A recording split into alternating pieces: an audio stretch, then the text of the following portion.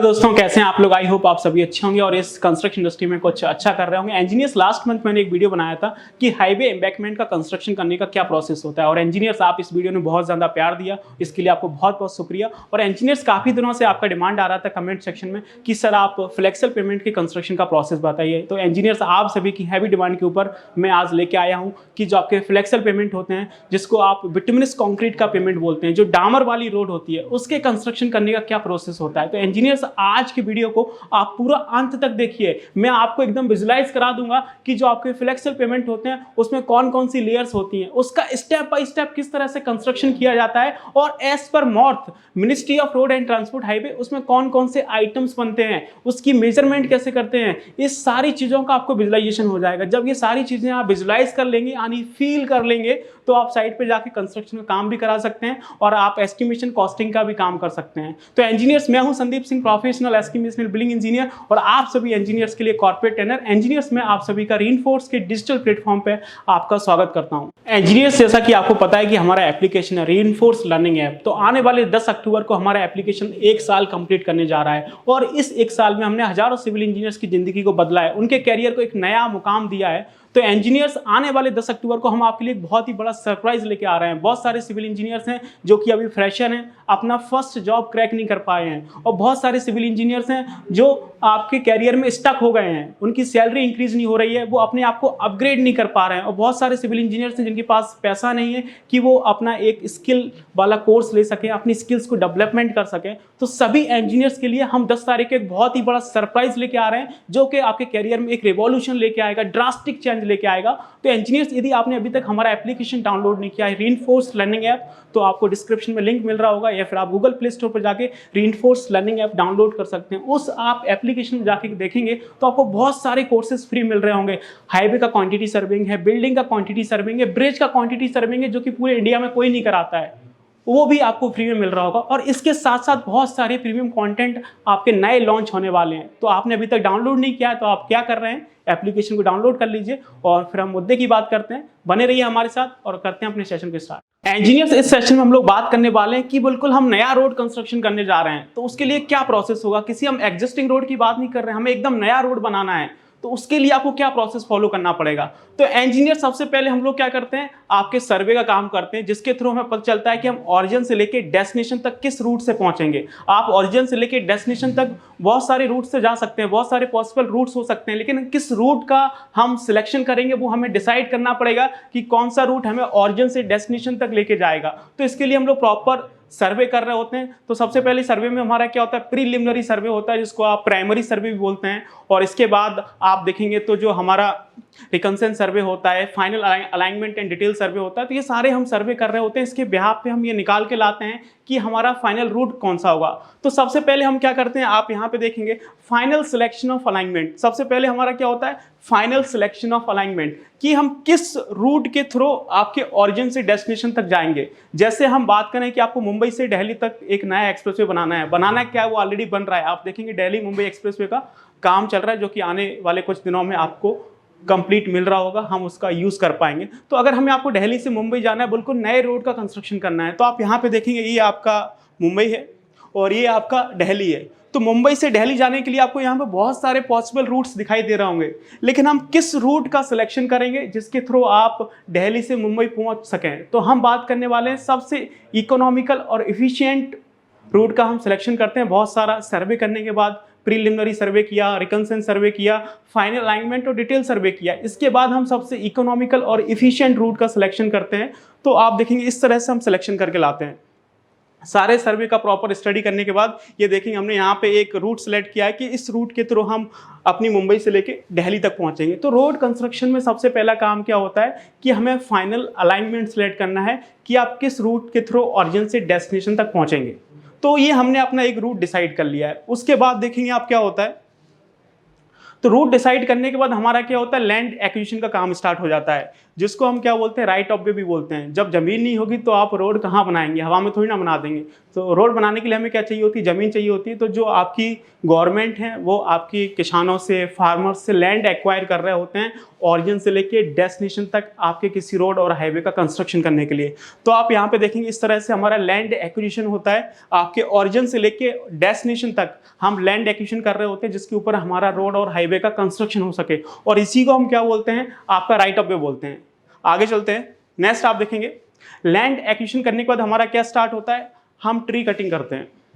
और ये हमारा पहला आइटम है as per MoRTH ministry of road and transport highway constructions में ये हमारा पहला आइटम बनता है ट्री कटिंग का। तो सबसे पहले हम क्या करेंगे, ट्री कट करेंगे, ऑरिजिन से लेके डेस्टिनेशन तक हमारे राइट ऑफ वे में जितने भी ट्री आने वाले हैं सभी को हम कट करने वाले हैं। तो आप ये देखेंगे इस तरह से हमारा ट्री है, और जो ट्री की जो मेजरमेंट होती है वो हम किस में करते हैं, नंबर्स में करते हैं। और नंबर्स में कब करेंगे, if girth of tree is greater than 300 millimetre at 1 metre above the ground level. जब हमारा जो ट्री है उसकी जो गर्थ है ग्राउंड लेवल से 1 मीटर ऊपर जाके 300 mm से अगर ज्यादा है तो उसको हम किस में मेजर करेंगे, नंबर्स में करेंगे, नहीं तो अदरवाइज वो आपका साइट क्लीनिंग में जा रहा होगा। तो ये देखेंगे ट्री नंबर्स में कब मेजर होता है। ये हमारा एक पेड़ खड़ा हुआ है, तो यहाँ पे देखिए ये आपका क्या है, ग्राउंड लेवल है, और इस ग्राउंड लेवल से हम 1 मीटर ऊपर जाएंगे और अपनी गर्थ को चेक करेंगे। गर्थ मतलब ट्री का सरकमफ्रेंस। अगर ये आपका 300 mm से ज़्यादा आता है तो हम इसको किस में काउंट करेंगे, नंबर्स में, अदरवाइज ये आपका साइट क्लीनिंग में चला जाएगा। तो आप देख सकते हैं किस तरह से हमारा हाईवे का, रोड कंस्ट्रक्शन का पहला आइटम बनता है ट्री कटिंग, जिसको हम नंबर्स में मेजर करते हैं। और ट्री कटिंग करने का क्या मतलब, ऐसा नहीं है कि आप साइड पे गए, आपने पेड़ काट दिया और आपका आइटम जस्टिफाई हो गया। ट्री कटिंग करने का मतलब होता है कि जो आपका ये पेड़ है इसको आप प्रॉपर यहाँ से नीचे से काटेंगे, और काटने के बाद जो इसका तना है और इसकी जो ब्रांचेस हैं उसके छोटे छोटे टुकड़े करेंगे, और टुकड़े करने के बाद उसको हम 1-1 किलोमीटर की डिस्टेंस पे डिपॉजिट कर रहे होते हैं, ताकि जो गवर्नमेंट उसको वहाँ से ईजिली पिक कर सके। तो ऐसा नहीं है कि कहीं भी पेड़ काटा और डाल दिया, तो इस तरह से चीज़ें नहीं होती हैं। आगे देखेंगे इसमें हम क्या करने वाले हैं, अभी कहानी खत्म नहीं हुई है, अभी ट्री कटिंग स्टार्ट हुआ है। उसके बाद देखेंगे ट्री कटिंग में हमें जो हमारा ट्री होता है उसकी जो स्टंप होती है उसको भी हमें रिमूव करना होता है। जैसे आप ये देखेंगे हमने इस तरह से ट्री कट कर दिया, तो इस तरह से काम नहीं चलेगा, इस तरह से हमारा आइटम जस्टिफाई नहीं होता, इस तरह से काम नहीं चलने वाला है। ट्री कट करने का क्या मतलब है कि आपको पूरी तरह से उसकी रूट्स भी बाहर निकालनी है। आप ये देखेंगे जो हमारा ट्री है उसकी आप रूट्स बोल सकते हैं या फिर आप स्टम्प्स बोल सकते हैं। तो हमें यहाँ पे एक्सकवेशन करने के बाद जो आपका ट्री है उसका स्टम्प भी हमें बाहर निकालना है, और स्टम्प जब उसका बाहर निकालेंगे तो यहाँ पे एक गड्ढा बन जाएगा, डिप्रेशन बन जाएगा, और ये डिप्रेशन बनेगा यहाँ पे हमें सैंड फिलिंग करनी है या फिर कोई आपका इनऑर्गेनिक सॉइल डालनी है, ताकि यहाँ पे कोई फर्दर ग्रोथ ना हो। अब रोड क्या किलोमीटर में बन रहा है, आप 10-20 किलोमीटर आगे रोड बना रहे हैं और पता चले कि पीछे से फिर से आपकी जो ट्रीज हैं उसकी ग्रोथ स्टार्ट हो गई है। तो आपको प्रॉपर इसकी स्टम्प्स बाहर निकालनी है, और स्टम्प्स बाहर निकालने के बाद यहाँ पे आपको सैंड फिलिंग करनी है या फिर आपको यहाँ पे इनऑर्गेनिक सॉइल डालनी है, ताकि इसकी फर्दर ग्रोथ ना हो। तो ये ट्री कटिंग करने का पूरा मतलब होता है कि आपको ट्री कट करना है, उसके जो तना है, उसकी जो ब्रांचेस हैं, उसके छोटे छोटे टुकड़े करके 1-1 किलोमीटर पे डिपॉजिट करना है, और इसके साथ साथ जो हमारा ये ट्री का जो रूट्स होती हैं, जो स्टम्प्स होते हैं, उसको भी हमें बाहर निकालना है, और जो डिप्रेशन बनेगा उसको हमें सैंड फिलिंग भी करनी है। आप यहाँ पे देख भी सकते हैं कि किस तरह से हमारे ये ट्री है उनका हम कटिंग कर रही है। देखेंगे यहाँ पे प्रॉपर तरह से ट्री कटिंग चल रही है, और बिल्कुल हम स्टम्प्स को निकाल के बाहर ला रहे हैं, और उसका जो डिप्रेशन बनेगा उसमें हम सैंड फिलिंग भी करेंगे। देखें किस तरह से हमने पूरे ट्री का जो स्टम्प्स है वो बाहर निकाला हुआ है। जो यहाँ पे डिप्रेशन बनेगा, यहाँ पे हम सैंड फिलिंग भी करेंगे। तो इस तरह से हमें प्रॉपर तरह से ट्री कटिंग करनी है। ऐसा नहीं है कि कहीं से भी काट दिया और फिर हो गया काम, इस तरह से चीज़ें नहीं होती हैं। प्रॉपर तरह से ट्री कटिंग करनी है। तो आप देख सकते हैं किस तरह से ये काम हुआ है, और इस तरह से ये पूरा ट्री कटिंग का आइटम कंप्लीट होता है। आगे चलते हैं। ट्री कटिंग करने के बाद जो हमारा नेक्स्ट काम होगा उसको आप देख सकते हैं। ये देखेंगे नेक्स्ट काम हमारा क्या है, clearing of grass and removal of rubbish. तो इसमें हम क्या करते हैं कि 300 mm के नीचे जो आपके छोटे छोटे ट्रीज आ रहे हैं, आपकी प्लांट्स आ रही हैं, आपके वुडन ब्रशेस हैं, आपके सर्फ्स हैं, और नॉर्मल लैंग्वेज में बात करें तो जो आपका घास फूस है, आपकी झाड़ियां हैं, और जो भी घास फूस आपकी खड़ी होती है उन सबको हमें साफ करना होता है। तो वो हमारा किस में आता है, clearing of grass and removal of rubbish में। और इसको जो हम मेजरमेंट करते हैं as per MoRTH ministry of road and transport highway, इसको हम हेक्टेयर्स में मेजर करते हैं, क्योंकि एरिया बड़ा होता है। आप चाहो तो इसको मीटर स्क्वायर में भी मेजर कर सकते हो। तो यहाँ पे आप देखेंगे ये जो सारे पेड़ पौधे हैं ये क्या है, आपके 300 mm से कम है इसकी जो गर्थ है। तो ये सब किस में जाएगा, clearing of grass and removal of rubbish में जाएगा। और यहाँ पे भी आप देखेंगे कि किस तरह से आपका ये घास फूस खड़ा हुआ है। जब आप रोड पे देखेंगे तो इस तरह से आपकी झाड़ियाँ, घास फूस खड़ा होता है, तो उसको हम ऊपर से साफ कर रहे होते हैं। तो ये आइटम हमारा क्या कहलाता है, ये रोड में आपका दूसरा आइटम बनता है as per MoRTH, clearing of grass and आपका रिमूवल ऑफ रबिश। तो ये हमारा दूसरा आइटम है जिसको हम हेक्टेयर में या फिर आपका मीटर स्क्वायर में मेजर कर रहे होते हैं, ऊपर से घास को साफ करना है। इसके बाद जब हम आगे चलेंगे तो हमारा तीसरा आइटम बनेगा। तीसरा आइटम क्या बनेगा, clearing and grubbing of road land, जिसको आप बोलते हैं सीएनजी। इसको भी हम हेक्टेयर्स या फिर मीटर स्क्वायर में मेजर करते हैं। और सीएनजी में क्या होता है, आप यहाँ पे देखेंगे कि जो ये आपका घास फूस खड़ा हुआ है, जो आपकी झाड़ियाँ खड़ी हुई हैं, इसकी जो रूट्स हैं वो बच जाती हैं। जैसे ये आपके पेड़ हैं, इसकी जो रूट्स हैं वो बच जाएंगी, या फिर जो आपकी घास लगी हुई है तो इस घास की जो आपकी जो वुडन ब्रेसेस हैं, झाड़ियाँ हैं, ग्रास है, उसकी जो रूट्स हैं वो आपकी बच जाती हैं। तो उन रूट्स को हम सीएनजी में निकाल रहे होते हैं। ऊपर का 150 मिलीमीटर डेप्थ में हम एक्सकवेशन करते हैं और उसकी सॉइल को पलट देते हैं, उसकी जो ऑर्गेनिक सॉइल है वो हटा देते हैं। तो वो हमारा सीएनजी का काम होता है, जिसको अभी मैं आगे बताऊंगा। तो ये देखेंगे, ये हमारा क्या है, आपका क्लियरिंग ऑफ ग्रास एंड आपका रिमूवल ऑफ रबिश। तो ये देखेंगे किस तरह से ये आपका clearing of grass and removal of rubbish का काम होता है। यहाँ पे देखेंगे हमने ट्री भी कट कर रखे हैं, और ट्री कटिंग करने के बाद आप यहाँ पे देखेंगे ये आपका clearing of grass and removal of rubbish का यहाँ पे काम चल रहा है, जिसको हम हेक्टेयर्स में या फिर आपका मीटर स्क्वायर्स में मेजर करते हैं। इसके बाद आप देखेंगे ये हमारा सीएनजी का काम होता है, clearing and grubbing of road length, जिसकी अभी हम थोड़ी देर पहले बात कर रहे थे। इसको हम हेक्टेयर्स में मेजर करते हैं। यहाँ पे आप देखेंगे हमने clearing of grass and removal of rubbish किया था, उसके नीचे जो आपकी रूट्स बच गई हैं उसको हम यहाँ से हटा रहे होते हैं। स्टार्टिंग की जो 150 मिलीमीटर की डेप्थ होती है उसमें हम एक्सकवेशन करते हैं, उस सॉइल को हटा देते हैं, ताकि जो हमारी ऑर्गेनिक सॉइल है वो हट जाए। जब चीज़ें ऑर्गेनिक सॉइल हट जाएगी तो फिर आपकी जो सॉइल है उसमें फर्टिलिटी नहीं रहेगी, तो जो आपके पेड़ पौधे हैं उसको फर्दर ग्रोथ नहीं मिलेगी। तो सारी रूट्स हम इसमें बाहर निकाल के ला रहे होते हैं। ये देखेंगे किस तरह से, यहाँ पे भी आप देखेंगे ये हमारा कोई लेबर है, वो क्या कर रहा है, ये सारी रूट्स यहाँ पे निकाल रहा है। तो स्टार्टिंग की जो 150 मीटर की डेप्थ है उसको हम पलट देते हैं ताकि कोई फर्दर ग्रोथ ना हो। ये काम होता है आपका सीएनजी में, clearing and grubbing of road land में, जिसको हम हेक्टेयर्स में मेजर करते हैं। और आप आगे देखेंगे किस तरह से हमारा सीएनजी का काम होता है। ये देखेंगे यहाँ पे आप देखेंगे पूरा सीएनजी का काम चल रहा है। जो हमारी ये ग्राउंड सरफेस है इस पे हमने clearing grass and removal of rubbish किया, और उसके बाद आप ये देखेंगे रूट्स बच गई हैं। तो इस रूट्स को हम निकालने के लिए स्टार्टिंग का 150 मिलीमीटर का डेप्थ है उसको हम एक्सकवेट कर रहे हैं, और जो आपकी ऑर्गेनिक सॉइल है उसको हटा रहे हैं, ताकि पेड़ पौधों को कोई ग्रोथ होने का कारण ना मिले। आगे चलते हैं। सीएनजी करने के बाद हम लोग क्या करते हैं, आपका सेंटर लाइन मार्किंग करते हैं। ये देखेंगे ऑरिजिन से लेके डेस्टिनेशन तक थ्रू आउट लेंथ हमारी जो सेंटर लाइन है उसकी हम यहाँ पे मार्किंग कर रहे होते हैं। और ये देखेंगे इस तरह से हमारा ये पूरा सेंटर लाइन मार्किंग हो जाएगा। उसके बाद हम लोग क्या करेंगे, आपका जो चैनेज मार्किंग है उसको करते हैं। जो हमारे चैनेज स्टेशंस होते हैं उसकी हम लोग मार्किंग करते हैं, वो हमारा क्या कहलाता है, चैनेज मार्किंग कहलाता है। Throughout length every 10 metre पे हम लोग अपना चैनेज मार्किंग कर रहे होते हैं, ताकि हम लेवल का काम कर सकें। ये सारा काम हम लोग ओजीएल स्टार्ट करने से पहले ही कर देते हैं। तो ये देखेंगे उसके बाद हमारा क्या होगा, आपका ओजीएल होगा ओरिजिनल ग्राउंड लेवल सर्वे, जिसको आप ओजीएल सर्वे भी बोलते हैं। तो throughout length of road और throughout breadth of road हम लोग क्या करते हैं, अपने लेवल्स उठाते हैं। वो लेवल्स किस तरह से उठाने हैं वो आप यहाँ पे देखेंगे तो आपको समझ में आ रहा होगा किस तरह से हम लेवल्स उठाते हैं।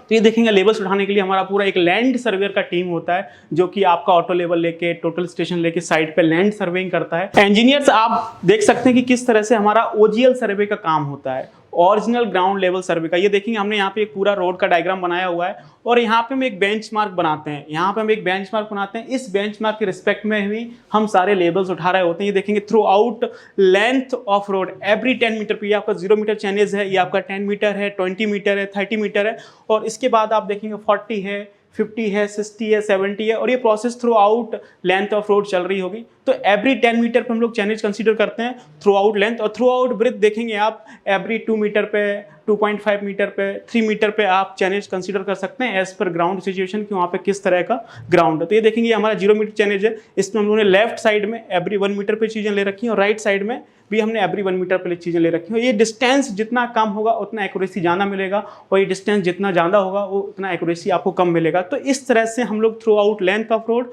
और throughout breadth of road एक बेंचमार्क के रिस्पेक्ट में आपके लेवल्स उठाते हैं, और इस तरह से हमारा जो पूरा ग्राउंड उसका टोपोग्राफी निकल के आता है। आगे चलते हैं। ओजीएल सर्वे करने के बाद आप देखेंगे क्या होता है, जब हमारा ओजीएल सर्वे हो जाता है तो उसके बाद देखेंगे कि जो आपके हाईवे इंजीनियर्स हैं वो ओजीएल सर्वे का यूज करके आपका एफआरएल डिजाइन करते हैं, फिनिश्ड रोड लेवल, जिसको आप डीआरएल भी बोलते हैं, डिजाइन रोड लेवल। कि जो हमारा रोड सरफेस है उसका लेवल क्या होगा।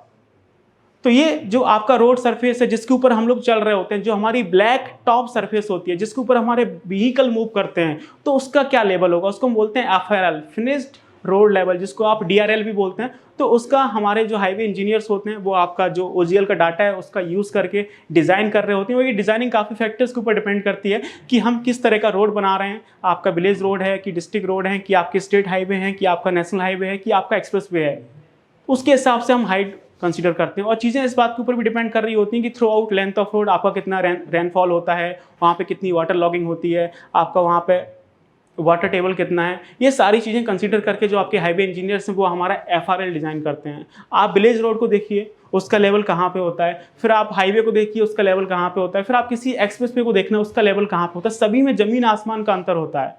आप एक्सप्रेस वे का एम्बैंकमेंट देखिए कितना ऊपर होता है, तो उसका एफआरएल ऊपर होता है। फिर किसी हाईवे का एफआरएल देखिए, सभी में जमीन आसमान का अंतर होता है, क्योंकि चीज़ें हम ऊपर रख रहे होते हैं। चीज़ें ऊपर इसलिए रखी जाती हैं ताकि चीज़ें कभी भी फ्लडेड ना हो। ऐसा नहीं हो कि पता चले कि बाढ़ आया और सारी की सारी चीज़ें डूब गई। तो जो हमारा ट्रैफिक है वो आपका कभी डिस्टर्ब ना हो, फ्लडेड ना हो, तो जो आपका एफआरएल है वो हमेशा काफ़ी ऊपर रखा जाता है ग्राउंड लेवल से, ताकि कोई भी ट्रैफिक को डिस्टर्ब ना कर सके।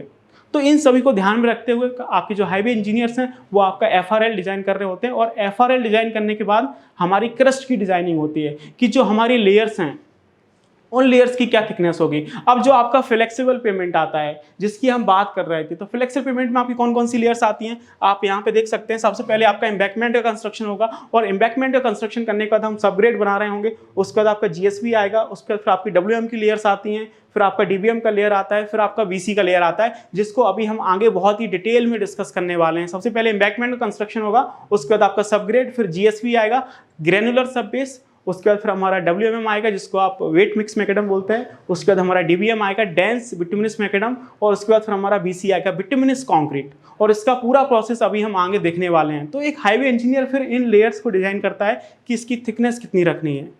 इसके बाद फिर हम ये डिसाइड कर पाते हैं कि हमें एम्बैंकमेंट में कितना कटिंग करना है, कितना फिलिंग करना है। ये देखेंगे, मैं आपको बताता हूँ कि किस तरह से कटिंग और फिलिंग का पूरा प्रोसेस होता है। यहाँ पे आप देखेंगे हमने एक रोड का एल सेक्शन बना रखा है। इस एल सेक्शन में आपके दिमाग में सारी चीज़ें क्लियर हो जाएंगी कि हमारे एम्बैंकमेंट का कंस्ट्रक्शन कैसे होता है। तो यहाँ पे आप देखेंगे ये आपका ग्रीन वाला लाइन है जो कि इस तरह से जा रहा है। ये देखेंगे इस तरह से ये आपका ग्रीन वाला लाइन जा रहा है। ये हमारा क्या है, जो रोड सरफेस है उसका ओरिजिनल ग्राउंड लेवल है, जो कि हमारी लैंड सर्वेइंग की टीम ने अभी थोड़ी देर पहले हमें निकाल के दिया था। ये देखेंगे यहाँ पे हम एवरी 10 मीटर पे आपका ओजीएल निकालते हैं। फिर उसके बाद जो हमारे हाईवे इंजीनियर्स थे वो आपका एफआरएल निकाल के ला रहे थे, फिनिश्ड रोड लेवल, जिसको आप डिज़ाइन रोड लेवल भी बोलते हैं। तो हमारे पास ये एफआरएल है, हमारे पास ओजीएल है, दोनों चीज़ें आपको डिजाइनर्स और लैंड सर्वे की टीम ला के देते हैं। तो इसमें ये देखेंगे ये हमारी क्रस्ट है, आपका सरफेस कोर्स है जिसमें डीबीएम और बीसी की लेयर आती हैं, हमारा बेस कोर्स है जिसमें आपका डब्ल्यूएम का लेयर आता है, और उसके बाद देखेंगे आपका सब बेस कोर्स है जिसमें जीएसपी की लेयर आती है, और ये सब ग्रेड की लेयर आती है। तो हम लोग क्या करने वाले हैं, जो हमें एफआरएल दिया है उस एफआरएल में से जो सारी लेयर थिकनेस है उसको माइनस करने वाले हैं। आप यहाँ पे देखेंगे हमने ये एफआरएल लिखा हुआ है फिनिश्ड रोड लेवल। तो इस फिनिश्ड रोड लेवल में से हम लोग क्या करेंगे, डीबीएम का लेयर माइनस कर देंगे, डब्ल्यूएम का लेयर माइनस कर देंगे, जीएसपी का लेयर माइनस कर देंगे, और यहाँ पे आप ये देखेंगे ये आपकी सबग्रेड की लेयर आ रही है। ये सारी लेयर माइनस हो जाएंगी तो आपका ये ईटीएल आ जाएगा। इसको हम क्या बोलते हैं, एम्बैंकमेंट टॉप लेवल, जो कि आप ये देख सकते हैं यहाँ पे आपको ये दिख रहा होगा ईटीएल, एम्बैंकमेंट टॉप लेवल। ये आपको एफआरएल दे रखा है। इस एफआरएल से हमने क्या किया था, ये आपका डीबीएम का लेयर है, ये आपका डब्ल्यूएम की लेयर है, ये जीएसपी की लेयर है, और ये आपकी सबग्रेड की लेयर है। ये माइनस कर देंगे तो हमें क्या मिल जाएगा, ये ईटीएल मिल जाएगा, एम्बैंकमेंट टॉप लेवल, जिसको आप सबग्रेड का बॉटम लेवल भी बोल सकते हैं। उसके बाद हम क्या करेंगे, हमारे पास ईटीएल है, हमारे पास ओजीएल है, हम ईटीएल से ओजीएल माइनस कर देंगे तो ये डेप्थ आपको मिल जाएगी कि जो आपका एम्बैंकमेंट है उसकी डेप्थ कितनी होगी। यदि वो आपका डेप्थ प्लस में आएगा तो हम क्या करेंगे, फिलिंग करेंगे। यदि हमारा डेप्थ माइनस में आएगा तो हम क्या करेंगे, कटिंग करेंगे। यही बेसिक फंडामेंटल होता है आपके एम्बैंकमेंट के कंस्ट्रक्शन करने का, जो कि आपको कोई नहीं समझाता है। ये हमारा एफआरएल में से हमने लेयर थिकनेस माइनस की तो हमारा ईटीएल आया, और ईटीएल में से हमने ओजीएल माइनस किया तो ये हमारा डेप्थ आया कि एम्बैंकमेंट का डेप्थ कितना होगा। यदि ये डेप्थ प्लस में आई तो फिलिंग है, डेप्थ माइनस में आई तो कटिंग है। तो यहाँ पे आप देख सकते हैं कि जो आपका ईटीएल है, ये देखेंगे ये ईटीएल क्या है, आपका ऊपर है, और ये नीचे देखेंगे ये आपका जो OGL है वो आपका नीचे है। तो जब ETL ऊपर है OGL नीचे, तो ऑब्वियसली चीज़ें प्लस में आएंगी, और जब चीज़ें प्लस में आएंगी तो हम क्या करेंगे, यहाँ पे फिलिंग करेंगे। तो ये देखेंगे पूरा इस तरह से एम्बैंकमेंट का कंस्ट्रक्शन होगा। और जब एम्बैंकमेंट का कंस्ट्रक्शन होगा, एम्बैंकमेंट आपके रोड, हाईवे और एक्सप्रेसवे का क्या होता है, फाउंडेशन होता है। जैसे बिल्डिंग की फाउंडेशन होती है, उसी तरह से हमारे हाईवेज का जो फाउंडेशन है वो क्या होता है, एम्बैंकमेंट होता है। इस एम्बैंकमेंट के ऊपर से हम अपने रोड का कंस्ट्रक्शन स्टार्ट करेंगे। जो लेयर्स हैं उसको लेइंग कराएंगे, सब ग्रेड का लेयर आएगा, GSV का लेयर आएगा, WM का लेयर आएगा, DBM और BC का लेयर आएगा। और ये किस तरह से आएगा वो मैं आपको दिखाता हूं, तो आप मेरे साथ आगे चलिए। यहां पे आप देखेंगे, ये देखेंगे, ये हमारा एम्बैंकमेंट का कंस्ट्रक्शन चल रहा है। Cutting and filling of soil up to embankment top level for the construction of embankment. और इसकी जो मेजरमेंट होती है एज पर मॉर्थ, इसको हम मीटर क्यूब में मेजर कर रहे होते हैं। ये देखेंगे हमने यहाँ पे ये एम्बैंकमेंट बना के तैयार कर लिया है, ये हमारा एम्बैंकमेंट है। इसमें आप ध्यान से देखेंगे तो ये जो रेलिंग लगी हुई है ना, ये देखेंगे यहाँ पे, तो ये हमारा क्या है, ओरिजिनल ग्राउंड लेवल है। और जिसके ऊपर ये आपकी पोकलैन खड़ी हुई है, हाइड्रोलिक एक्सकावेटर खड़ा हुआ है, वो हमारा क्या है, एम्बैंकमेंट टॉप लेवल है। तो इतना हम फिल करके लाए हैं, फिलिंग में हमने ये एम्बैंकमेंट बनाया है। तो ये अभी एम्बैंकमेंट बनके तैयार हुआ है, ये हमारी रोड का फाउंडेशन है। इसके ऊपर से हम अपने हाईवे का कंस्ट्रक्शन स्टार्ट करेंगे। तो ये हमारा अभी एम्बैंकमेंट बना नहीं। तो आप यहाँ पे भी देख सकते हैं, इस इमेज में देखेंगे, यहाँ पे आपका हाइड्रोलिक एक्सकावेटर खड़ा हुआ है, ये हमारा क्या ग्राउंड लेवल है। और ये जो आप लेवल देख रहे हैं, ये हमारी क्या है, ये आपका एम्बैंकमेंट टॉप लेवल है, जिसके ऊपर ये आपकी व्हीकल खड़ा हुआ है, ये आदमी चल रहा है, ये हमारा लेवल क्या है, आपका एम्बैंकमेंट टॉप लेवल है। तो OGL से लेके एम्बैंकमेंट टॉप लेवल तक हम लोग क्या कर रहे हैं, सॉइल की फिलिंग कर रहे हैं। और मोस्टली जो एम्बैंकमेंट्स होते हैं वो हमेशा हम फिलिंग करके ही बनाते हैं, क्योंकि आपको पता है जो रोड्स बनते हैं, हाईवेज बनते हैं, एक्सप्रेसवे बनते हैं, उनको हम हमेशा एक सर्टेन हाइट पे बनाते हैं, ताकि वो आपके कभी फ्लडेड ना हो, कोई भी हमारा ट्रैफिक डिस्टर्ब ना करे। तो हमें मोस्टली फिलिंग ही करनी पड़ती है। हाँ, अगर हम हिली एरिया में जाएं तो वहाँ पे कटिंग भी करनी पड़ सकती है, ऐसी कोई बड़ी बात नहीं है। तो ये देखेंगे हमने यहाँ पे आपकी जो अर्थ है उसका फिलिंग करके अपना एम्बैंकमेंट तैयार कर लिया है। आगे चलते हैं, आगे देखते हैं कि क्या प्रोसेस होता है। आप यहाँ पे देखेंगे ये हमारे एम्बैंकमेंट का कंस्ट्रक्शन चल रहा है। ये देखेंगे ये हमारा डंपर्स है, और डंपर्स के थ्रू हम लोग क्या कर रहे हैं, जो आपकी सॉइल है उसको डाल रहे हैं। तो यहाँ पे हम एम्बैंकमेंट के लिए जो आपकी सॉइल डाली जा रही है, और सॉइल डालने के बाद आप देखेंगे यहाँ पे कि ये हमारा डोजर है, डोजर का यूज़ करते हैं हम, ग्रेडर का यूज़ करते हैं, और उसके थ्रू ये हमारी सॉइल स्प्रेड होती है।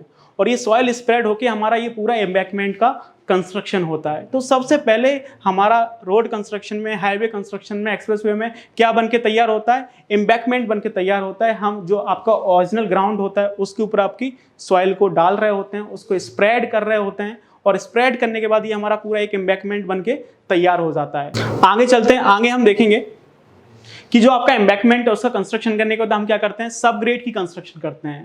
तो सब ग्रेड हमारा रोड कंस्ट्रक्शन में पहला लेयर होता है, सब ग्रेड। तो उसमें क्या होता है, आप यहाँ पे देखेंगे जो सब ग्रेड का जो हम एक स्टैंडर्ड थिकनेस लेते हैं वो आपकी 500 mm होती है, लेकिन उसमें भी काफ़ी डिटेल होती है। आप यहाँ पे देखेंगे minimum each layer thickness 100 mm, हमें कम से कम 100 mm का लेयर डालना है, इससे कम आप नहीं डाल सकते हैं, ठीक है ना। ऐसा नहीं है कि आपकी 500 mm की थिकनेस होती है तो आप एक बार में 500 mm डाल देंगे, तो एक बार में तो हम 500 mm डाल ही नहीं सकते हैं, और कम से कम 100 भी नहीं डाल सकते हैं। कम से कम आपको 100 रखनी है, इससे कम हम नहीं जा सकते हैं। यहाँ पे देखेंगे मैक्सिमम ईच लेयर थिकनेस, कि आप मैक्सिमम से मैक्सिमम एक बार में कितना थिकनेस डाल सकते हैं, आपका 200 mm, यदि हम स्टैटिक रोलर का यूज़ कर रहे हैं। यदि हमारे पास वाइब्रेटरी रोलर है तो हम 250 mm डाल सकते हैं।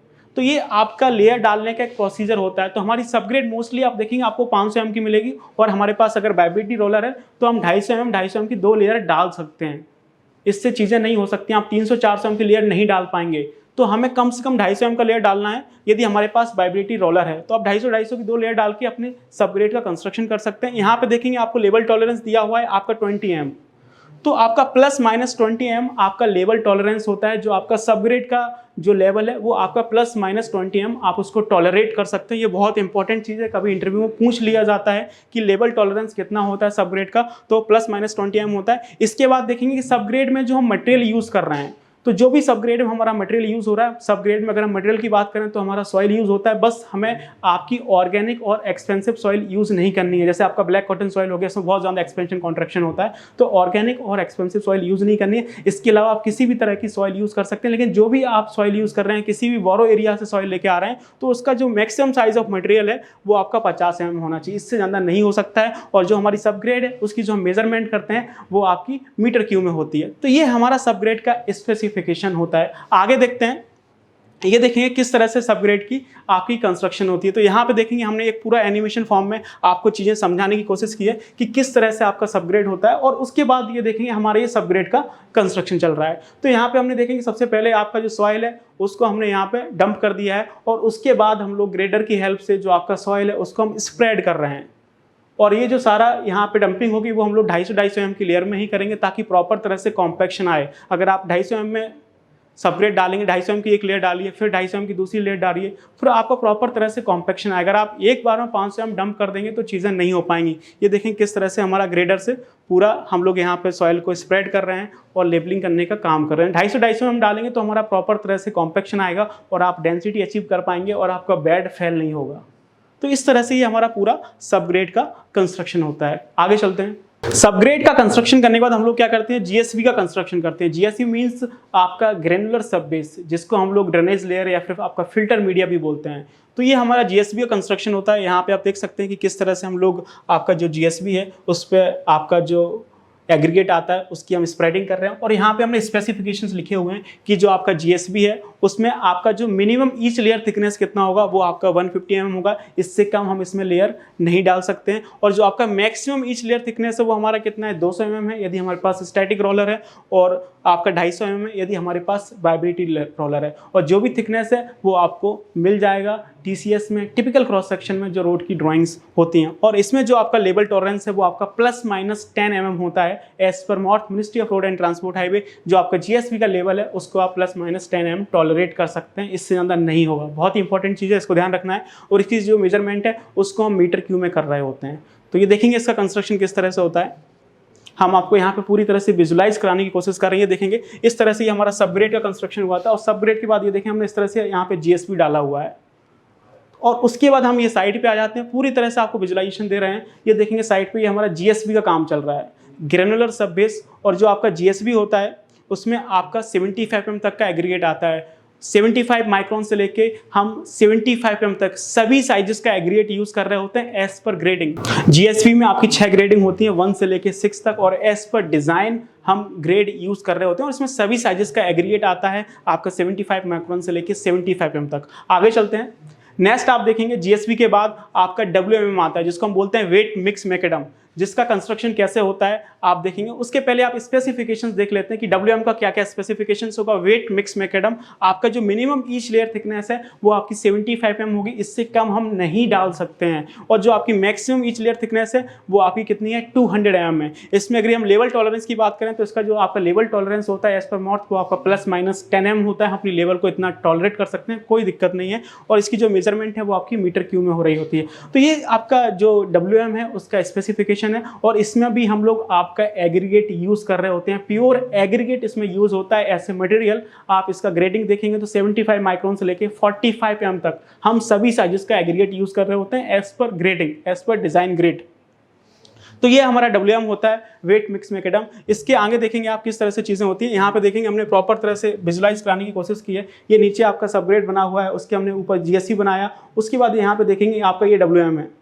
तो किस तरह से स्टेप बाय स्टेप चीज़ें हो रही हैं हम यहाँ पे आपको पूरा विजुलाइज करा रहे हैं। जीएसबी है, इसके बाद आप देखेंगे ये हमारा WM के कंस्ट्रक्शन का काम चल रहा है। वेट मिक्स मैकेडम हमने यहाँ पे लेइंग कर दी है, और लेइंग करने के बाद हम लोग क्या कर रहे हैं कि आपका रोलिंग का काम चल रहा है ताकि हम प्रॉपर डेंसिटी अचीव कर सकें। तो ये हमारा पूरा क्या है, WMM है, वेट मिक्स मैकेडम। आगे चलते हैं। WM करने के बाद हम लोग क्या करते हैं, प्राइम कोट का स्प्रे करते हैं।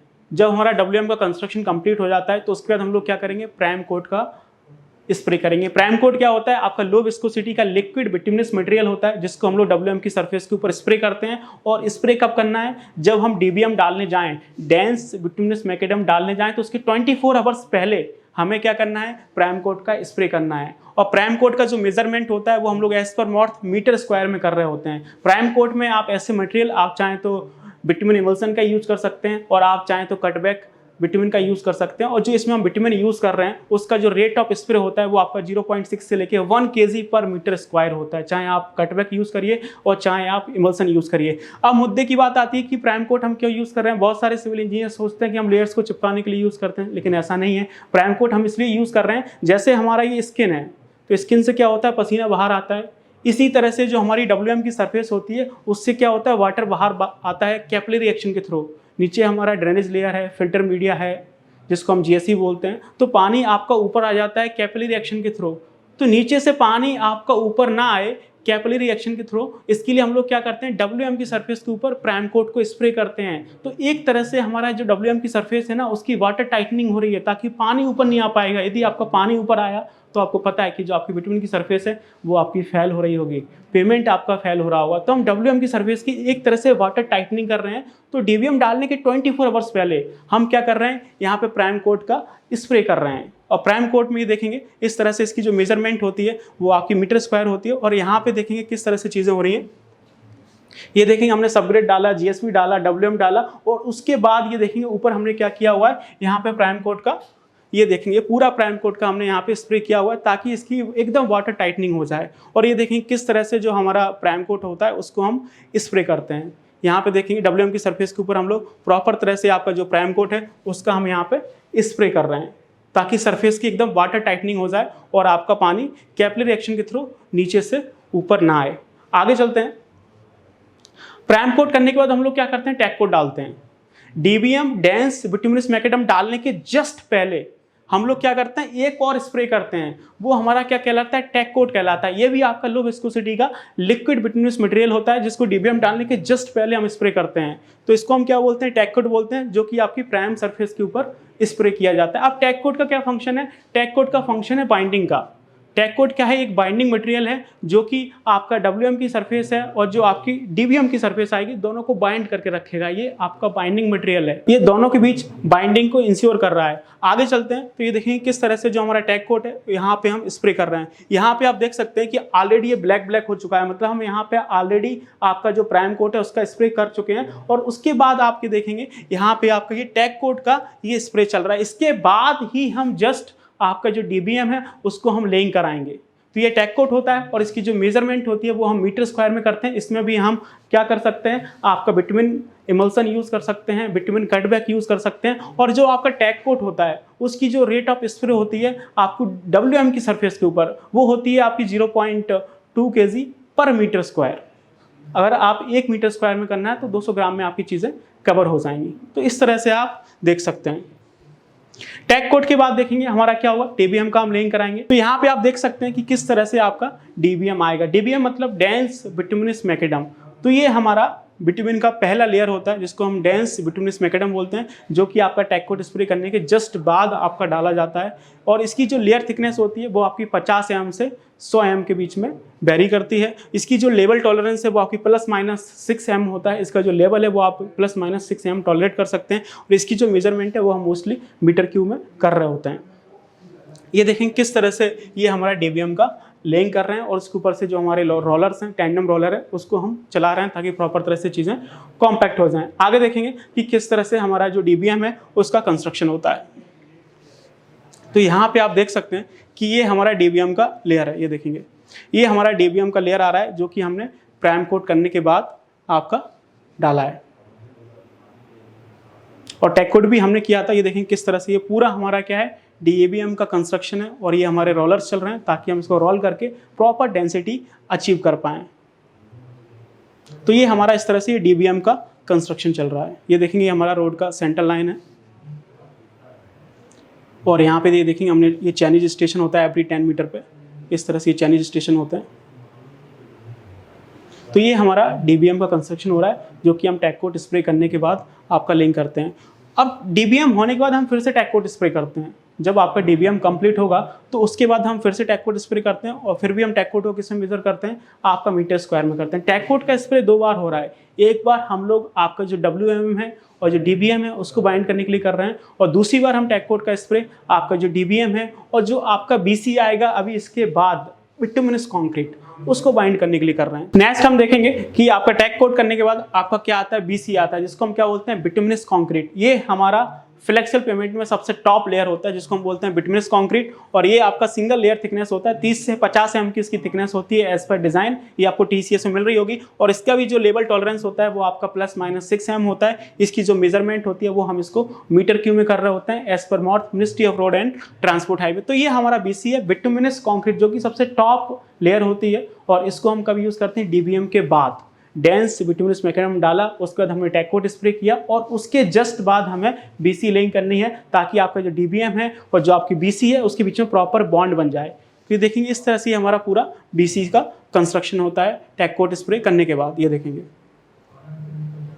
यहाँ पे आप देखेंगे नीचे हमारा सबग्रेड है, फिर हमने जीएसबी डाला, फिर डब्ल्यूएम डाला, उसके बाद ये आपका प्राइम कोट आया, फिर ये आपका डीबीएम आया, उसके बाद हमने ये आपका टेक कोट डाला, फिर ये आपका ये इस तरह से ये बीसी आया है। तो ये पूरा बीसी का विजुअलाइजेशन है बिटुमिनस कंक्रीट का। और ये हमारा टॉप लेयर है। ये देखें किस तरह से जो हमारे टिपर्स हैं और उससे हम लोग जो आपका मटेरियल है उसको हम डंप कर रहे हैं। यहाँ पे ये पेवर मशीन है, ये देखेंगे ये हमारा क्या है, ऑटोमेटिक पेवर मशीन है जिसमें हम लोग आपका जो बिटुमिनस कंक्रीट का मटेरियल है वो डंप करेंगे और ये फिर इसको क्या करेगी, आपकी लेइंग कराएगी। तो ये देखेंगे यहाँ पे जो आपका बीसी है उसका हम लोग यहाँ पे लेइंग कर रहे हैं। तो इस तरह से हमारा ये बीसी का कंस्ट्रक्शन होता है जिसको हम बोलते हैं बिटुमिनस कंक्रीट। ये हमारी सबसे टॉप लेयर होती है। बीसी का कंस्ट्रक्शन करने के बाद आगे हम लोग क्या करते हैं, कर्व लेइंग करते हैं। आपका कर्व लेइंग होता है, ये देखेंगे इस तरह से जो हमारा मीडियन होता है, जो हमारी कैरेज वे होते हैं, तो उस कैरेज वे को सेपरेट करने के लिए हम लोग बीच में क्या करते हैं, मीडियन प्रोवाइड करते हैं जिसको आप डिवाइडर या फिर आपका सेपरेटर बोलते हैं। तो वहाँ पे हम लोग क्या करते हैं, कर्व लेइंग का काम करते हैं। तो यहाँ पे आप देखेंगे यहाँ पे किस तरह से ये कर्व लेइंग का काम हो रहा है और इसको हम लोग एज पर मॉर्थ आपका रनिंग मीटर में हम मेजर कर रहे होते हैं। ये देखें किस तरह से ये कर्व लेइंग का काम कर रहे हैं। यहाँ पे हम लोग कर्व स्टोन लगा रहे हैं और कहीं कहीं पे हम लोग ये आपके प्री कास्ट कर्व स्टोन होते हैं और कहीं कहीं पे हम लोग क्या करते हैं, आपका कास्ट इन सीटू आपका पूरा कर्व लेइंग हो रहा होता है। ये देखेंगे किस तरह से यहाँ पे पूरा मशीन से हम लोग ये कर्व लेइंग कर रहे हैं। ये देखेंगे हमारा मीडियन है जो कि कैरेज वे को सेपरेट कर रहा है। यहाँ पे देखेंगे किस तरह से प्रॉपर आपका कर्व लेइंग हो रहा है। तो ये हमारा कर्व लेइंग होता है जिसको हम लोग आपका मेजर करते हैं किसमें, रनिंग मीटर में। उसके बाद आप देखेंगे यहाँ पे जो आपका मीडियन होता है, तो ये देखेंगे इस तरह से हमारा मीडियन है। एक कैरेज वे आपका इस साइड है, दूसरा कैरेज वे आपका उस साइड है और बीच में आप ये देखेंगे हमारा ये कर्व बना हुआ है और इस कर्व के बीच में हम लोग क्या करते हैं, आपकी मीडियन फिलिंग करते हैं, यानी सॉइल की फिलिंग होती है। तो यहाँ पे आपका जो डिवाइडर है वहाँ पे हम लोग क्या कर रहे हैं, ये सॉइल डाल रहे हैं और सॉइल डालने के बाद इसके ऊपर हम लोग क्या करेंगे, आपका प्लांटेशन करेंगे जिसको हम लोग हॉर्टिकल्चर वर्क बोलते हैं। तो इसके ऊपर से ये हमारा प्लांटेशन किया जाएगा। ये हमारा सॉइल आता है और इस सॉइल को हम लोग मीटर क्यूब में मेजर कर रहे होते हैं और इसके ऊपर से हमारे प्लांटेशन आएंगे। क्लियर। तो ये हमारा इस तरह से मीडियन फिलिंग होता है। अब मीडियन फिलिंग करने के बाद हम लोग क्या करने वाले हैं, उसके बाद हमारा क्या आता है, रोड फर्नीचर का काम आता है। जब हमारा मीडियन फिलिंग हो जाता है तो उसके बाद हम लोग क्या करते हैं, जो आपका कैरेज वे है थ्रू आउट लेंथ, ओरिजिन से लेके डेस्टिनेशन तक हम लोग रोड फर्नीचर का काम करते हैं। रोड फर्नीचर एक आपका अलग ही दुनिया है, इसमें बहुत सारी चीज़ें आती हैं। सबसे पहले ये हमारा क्या है, आपका रोड मार्किंग आता है। ये देखेंगे ये हमारा रोड मार्किंग चल रहा है और रोड मार्किंग को जो मेजर करते हैं as per MoRTH ministry of road and transport highway, इसको हम मीटर स्क्वायर में मेजर कर रहे होते हैं। रोड मार्किंग के अलावा बहुत सारे रोड फर्नीचर्स आते हैं, जैसे कि आप यहाँ पे देखेंगे ये आपका प्लास्टिक का क्रैश बैरियर है, ये आपको कौन दिया हुआ है, ये आपके डेलिनेटर्स हैं और उसके बाद यहाँ पे देखेंगे क्रैश बैरियर हैं। बहुत ही अलग अलग तरह के क्रैश बैरियर आते हैं। यहाँ पे आप देखेंगे आपको ये ओवरहेड गैंट्री साइन दिया हुआ है, यहाँ पे आपको ट्रैफिक साइन और आपके रोड साइन दिए हुए हैं। तो इस तरह से रोड फर्नीचर एक आपका बहुत ही बड़ा टॉपिक है। यदि आप चाहते हैं, और वैसे भी ये सेशन काफ़ी लेंथी हो रहा है, यदि आप लोग चाहते हैं कि हम रोड फर्नीचर पे एक डिटेल वीडियो लेके आएँ तो प्लीज़ आप लोग मुझे कमेंट सेशन में बताइए। तो आने वाले कुछ दिनों में मैं आपके लिए रोड फर्नीचर का एक अलग से डिटेल वीडियो लेके आऊँगा और आपको समझा रहा हूँगा कि रोड फर्नीचर में क्या क्या चीज़ें होती हैं, कौन कौन से आइटम्स बनते हैं, उसकी मेजरमेंट कैसे करते हैं। तो इंजीनियर्स इस सेशन के लिए इतना ही काफ़ी। यदि आपको ये वीडियो अच्छा लगा हो तो प्लीज़ आप इसे लाइक करिए, अपने फ्रेंड के साथ शेयर करिए और आपने अभी तक हमारे यूट्यूब चैनल को सब्सक्राइब नहीं किया है तो प्लीज़ आप इसे सब्सक्राइब कर लीजिए और बेल आइकन को प्रेस कर लीजिए। मिलते हैं नेक्स्ट वीडियो में। Till then keep learning and keep exploring. Thank you so much.